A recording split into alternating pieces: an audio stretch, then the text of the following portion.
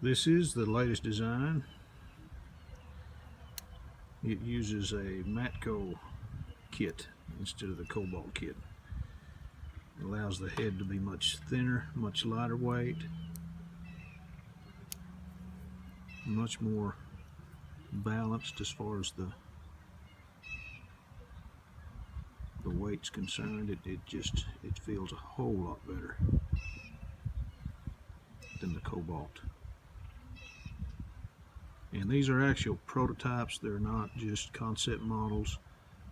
These are hardened, usable ratchets. And again, this is only the 1/4 inch. I do not have a 3/8 drive at this time, but it's coming. That's coming. We got to get started somewhere, and I felt like the 1/4 inch was the best place to start. So, but get the pattern over there.